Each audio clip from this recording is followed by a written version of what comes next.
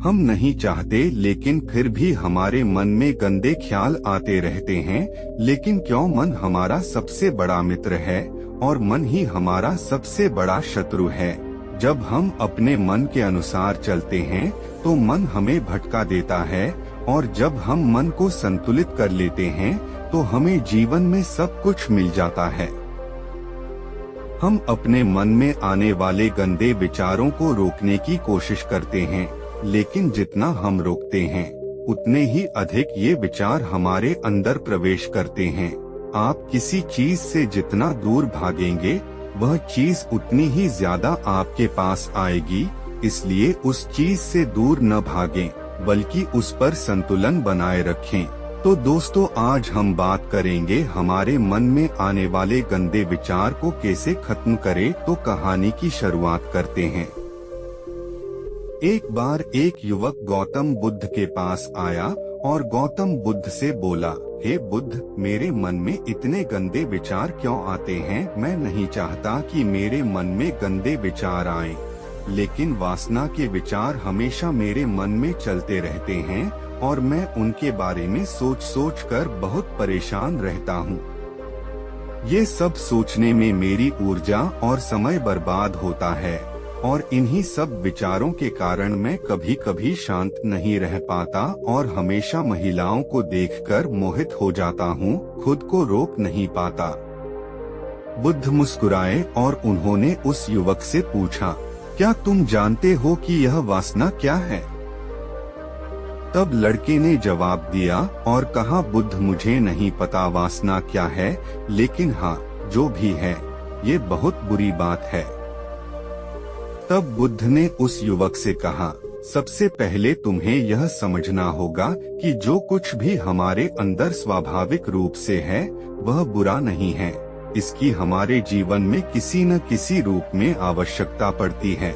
वासना कोई बुरी चीज नहीं है, यह हमारे मन की एक भावना है जो हमें किसी न किसी चीज की कमी का एहसास कराती है, और फिर हम उस चीज को पाने के लिए उस चीज की ओर आकर्षित हो जाते हैं। जैसे अगर आपके पास पैसे की कमी है तो आपके मन में पैसे पाने की इच्छा होती है, वासना जगेगी।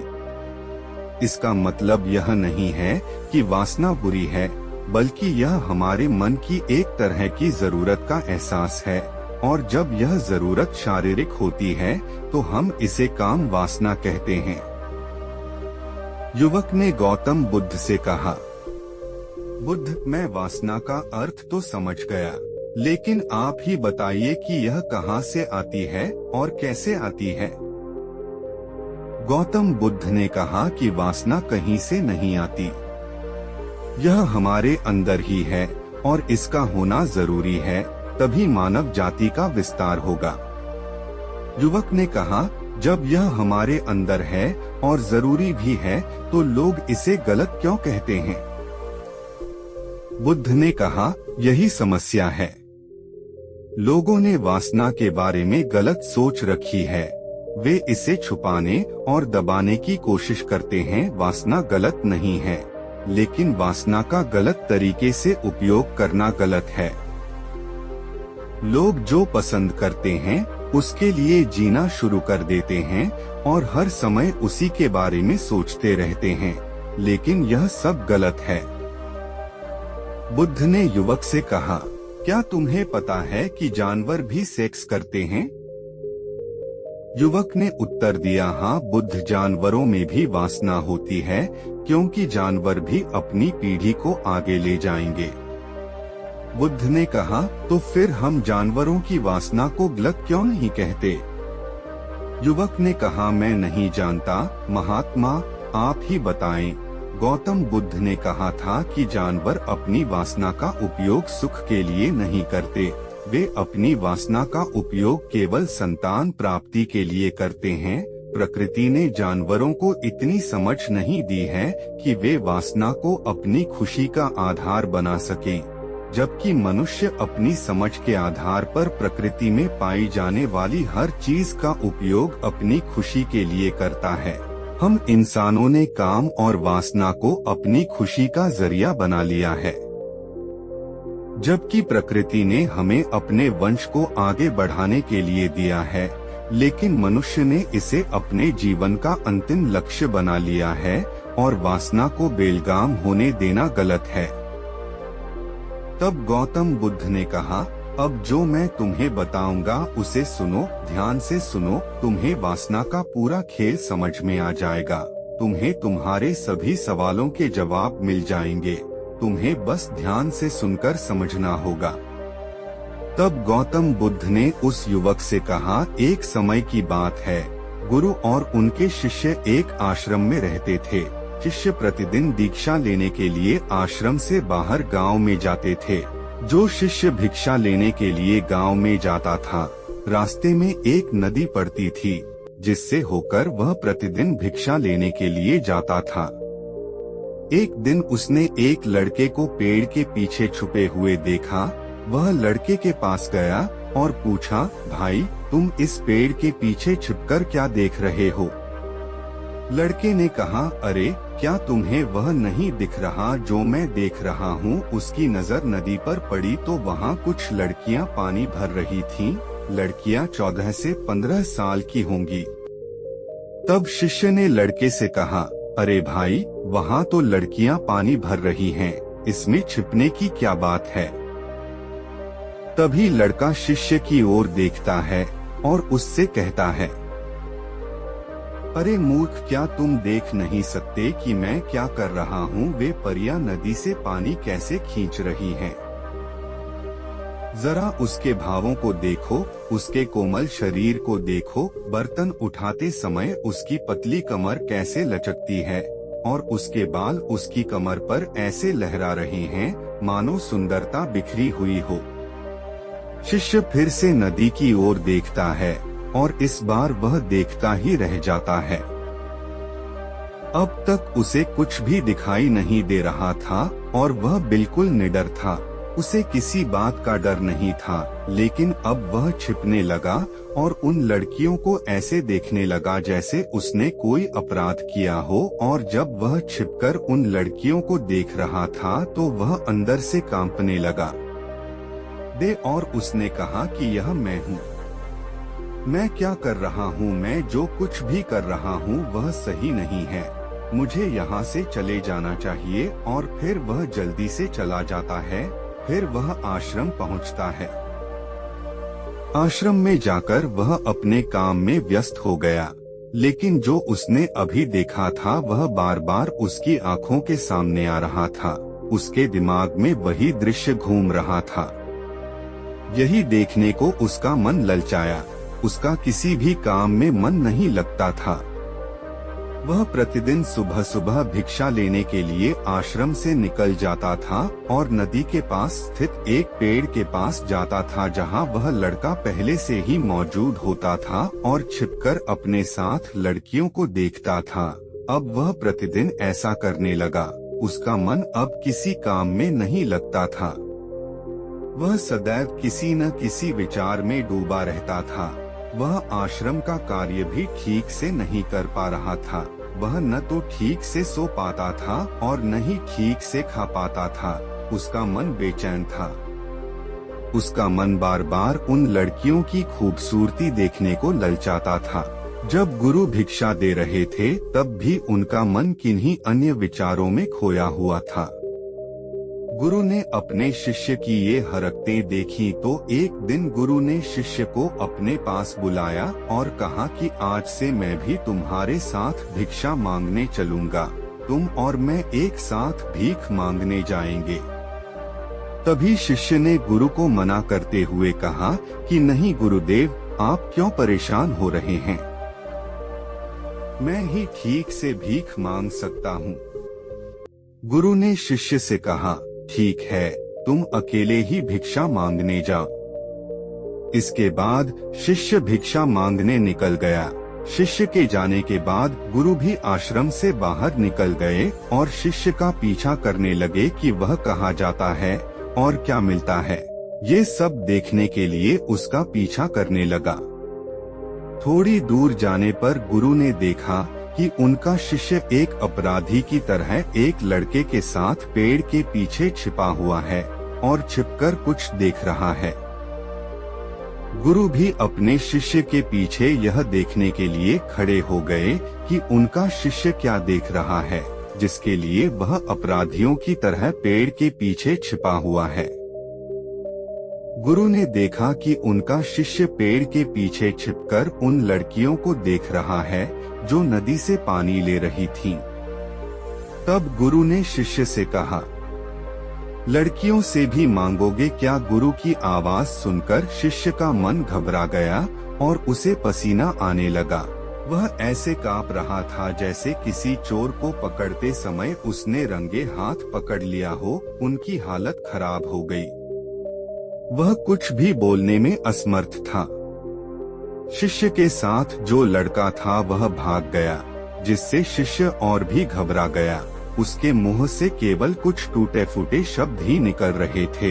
वह अपने अध्यापक से आंख मिलाने का भी साहस नहीं कर पाता था। गुरु ने शिष्य की ओर देखकर कहा, मेरा शिष्य निडर है, वह किसी चीज से नहीं डरता, लेकिन यह क्या है? तुम डर के मारे कहाँ रह रहे हो? शिष्य ने गुरु से कहा, मुझे माफ कर दीजिए, इसमें मेरी कोई गलती नहीं है। उस आदमी ने मुझे धोखा दिया, लेकिन मैं तुमसे वादा करता हूँ कि आज के बाद मैं ऐसा दोबारा कभी नहीं करूँगा। क्षमा चाहता हूँ। गुरुदेव ने कहा कि कोई बात नहीं, लेकिन तुम्हें यह ध्यान रखना चाहिए कि हम जैसी संगति करते हैं, हमें वैसा ही फल मिलता है। जैसे जैसे हम संगति करते हैं, उनके विचार हम में प्रवेश करते हैं। इसलिए अच्छी संगति रखें ताकि अच्छे विचार आप में प्रवेश करें।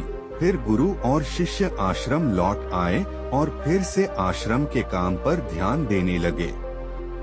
वह उस रास्ते को छोड़कर दूसरे रास्ते से जाने लगा। वह अपना कार्य सावधानी से करता था, लेकिन धीरे धीरे उसके अंदर क्रोध उत्पन्न हो गया और फिर वह अन्य शिष्यों पर क्रोध करने लगा और बेचैन रहने लगा। अब वह ठीक समय पर भोजन भी नहीं करता था। वह खाना भी बहुत कम खाते थे। एक रात गुरु शिष्य के पास आए और उससे बोले कि तुमने मुझसे वादा किया था कि तुम अपने मन को वश में रखोगे। आपने अब तक कितनी बार अपना वादा तोड़ा है? यह सुनकर शिष्य अपने गुरु के चरणों में गिर पड़ा और रोने लगा। उसने रोते हुए गुरु से कहा कि गुरुदेव, मैं कई बार अपना वादा तोड़ चुका हूँ, फिर वादा करता हूँ, लेकिन हर बार मैं अपना वादा तोड़ देता हूँ। यह बिल्कुल भी मेरे वश में नहीं है। मैं अपने मन से सभी बुरे विचारों को बाहर निकालने की बहुत कोशिश करता हूँ, लेकिन चाहकर भी मैं ऐसा नहीं कर पाता। तब गुरु ने शिष्य से कहा, मेरे साथ आओ। गुरु शिष्य को आश्रम के बगीचे में ले गए और शिष्य से कहा, देखो, यहाँ कुछ नाले हैं जिनसे होकर नदी का पानी इन पौधों में आ रहा है और यह पानी लगातार बह रहा है। क्या आप इस पानी का बहाव रोक सकते हैं? शिष्य ने कहा, हाँ गुरुदेव, मैं इस प्रवाह को रोक सकता हूँ। तब शिष्य ने मिट्टी उठाकर उस नाले के किनारे डाल दी। वह पानी थोड़ी देर के लिए रुका और फिर थोड़ी देर बाद उस रेत के ऊपर से पानी आने लगा। गुरु ने शिष्य से कहा, ये क्या है? ये पानी रुका ही नहीं। उसने फिर कुछ कंकड़ उठाए और नाली में फेंक दिए और फिर पानी थोड़ी देर के लिए रुक गया, लेकिन फिर कुछ देर बाद उन कंकड़ पत्थरों के ऊपर से पानी निकलने लगा। गुरु ने कहा, शिष्य क्या हुआ? पानी फिर आ गया है। आप कह रहे थे कि रोकेंगे। क्या हम किसी चीज को पूरी तरह से रोक सकते हैं? तब शिष्य ने कहा, कोई बात नहीं गुरुदेव, मैं इसे रोक दूंगा पानी और तुम्हें दिखाऊंगा। फिर वह एक बड़ा पत्थर लाया और नाली पर रख दिया। पानी रुक गया। तब शिष्य ने गुरु से कहा, देखिए गुरुदेव, मैंने कहा था कि मैं पानी रोकूंगा। मैंने पानी रोककर दिखाया। मैंने आपकी बात पूरी कर दी। गुरु मुस्कुराए और बोले, अच्छा, ध्यान से देखो, पानी रुक गया है क्या? यह पीछे नाली को तोड़कर बाहर आ गया है और अगल बगल से बह रहा है, और ध्यान से देखिए यह इस पत्थर के सामने भी आ गया है, और यह पानी अपना रास्ता बदलकर फिर से आगे की ओर बह जाएगा। फिर कुछ देर बाद वही हुआ। तब गुरु ने शिष्य को समझाया, आपके साथ भी ऐसा ही हो रहा है। आप बार बार प्रयास कर रहे हैं और अधिक प्रयास कर रहे हैं, लेकिन हर बार आपका प्रयास टूट रहा है और टूटता ही रहेगा। यह पत्थर तुम्हारा पुरुषार्थ है और यह जल तुम्हारा विचार है। चाहे आप कितना भी बड़ा पत्थर रख दो, पानी अपना रास्ता ढूंढ ही लेगा। यह देखकर शिष्य ने पूछा, हे गुरुदेव, क्या कोई रास्ता नहीं है जिससे मैं गंदे विचारों से बाहर निकल सकूं? गुरु ने कहा, एक रास्ता है। यह पानी जिस नदी से आ रहा है, आप केवल वहां से इस पानी का मार्ग बदल सकते हैं। गुरु शिष्य को एक नदी के पास ले गए जहां से पानी उस बगीचे में आ रहा था। गुरु ने शिष्य से कहा, इस नदी से पानी जा रहा है जहां से बगीचे में पानी जा रहा है। अगर हम उसका रास्ता रोक दें तो क्या हम पानी नहीं रोक सकते? शिष्य ने कहा, हाँ गुरुदेव, ऐसा अवश्य हो सकता है।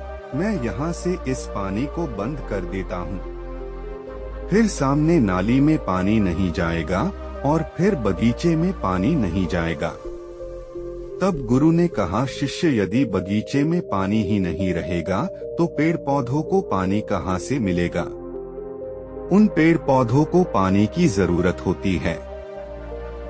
तब शिष्य ने सोचा और कहा, यह बात मेरे दिमाग में कभी नहीं आई। इस पानी का बगीचे में जाना भी जरूरी है। गुरु ने कहा, और उनमें से कुछ पेड़ पौधे ऐसे भी हैं जिन्हें रोजाना पानी की जरूरत होती है। वे सूख कर मर जाएंगे, हमें पानी खोलना पड़ेगा। गुरु की बात सुनकर शिष्य ने पानी के लिए रास्ता खोला तो गुरु ने पूछा, यदि हम इस नदी का सारा पानी बगीचे की ओर मोड़ दें तो क्या होगा? शिष्य ने उत्तर दिया, गुरुदेव, वहाँ जीत हासिल करने के लिए पेड़ पौधे हैं, वे सब पिघल जाएंगे और कुछ भी नहीं बचेगा। गुरु मुस्कुराए और बोले, आप ये समझिए, हमें कुछ भी रोकना नहीं है, बस हमेशा संतुलन बनाए रखना है।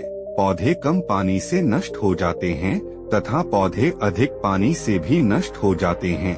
हमारा जीवन संतुलन पर चलता है।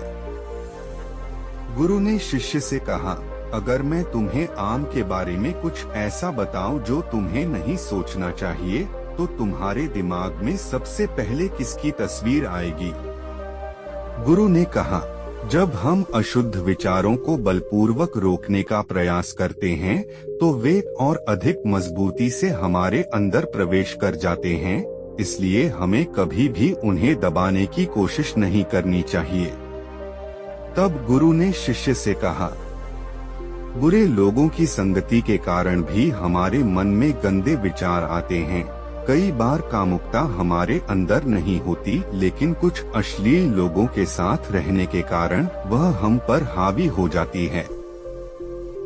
तब शिष्य ने कहा, गुरुदेव, आप सही कह रहे हैं, मैं रास्ता भटक गया था।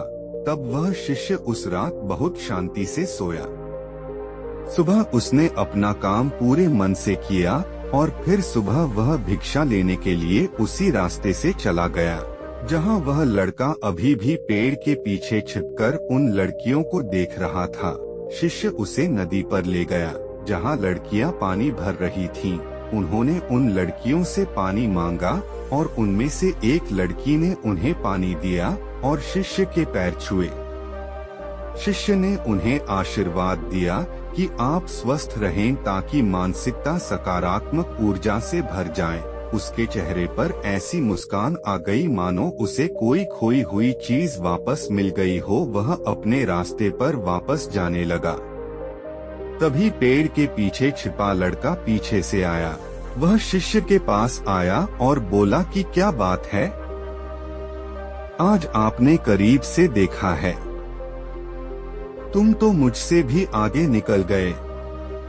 तब शिष्य ने कहा, हम हमेशा दूसरों को देखने में लगे रहते हैं।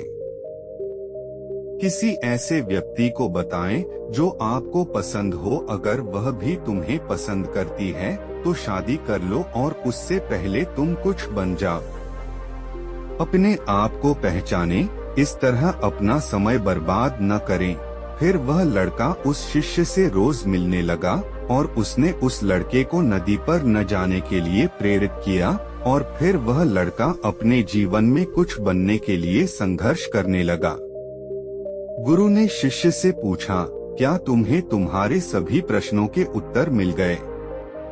तब शिष्य ने कहा, हाँ महात्मा जी धन्यवाद। तब गुरु ने शिष्य से कहा कि जब तुम्हारे मन में गंदे विचार आए तो खुद को दोषी मत मानना।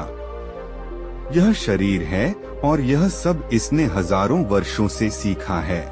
यह सिर्फ आपके सोचने या शपथ लेने से टूटने वाला नहीं है, बल्कि आपके पास वह शक्ति है, वह ऊर्जा है जिसका आपको संतुलन में उपयोग करना है। आप एक जीवित ऊर्जा हैं जो कुछ भी अनुभव करने के लिए स्वतंत्र है, इसलिए आप स्वयं को जानते हैं। इस कहानी से हमें यह सीख मिलती है कि हमारे विचार बहुत महत्वपूर्ण हैं। हमारे विचार ही हमारे भविष्य की दिशा तय करते हैं। हमें अपने मन में पूरी ताकत से सकारात्मक विचारों को अपनाना चाहिए ताकि हम सही दिशा में आगे बढ़ सकें। हमें गंदे विचारों की जगह पर अच्छे विचारों को सोचना है, उन विचारों को सोचना जो हमें शांति, प्रेम, सुख का अनुभव दे। जितना हो सके उतना अच्छे विचारों को अपने जीवन में उतारे। तो दोस्तों, भगवान बुद्ध की ये कहानी अच्छी लगी हो तो हमारी चैनल को सब्सक्राइब करें और विचारों को लाइक करें।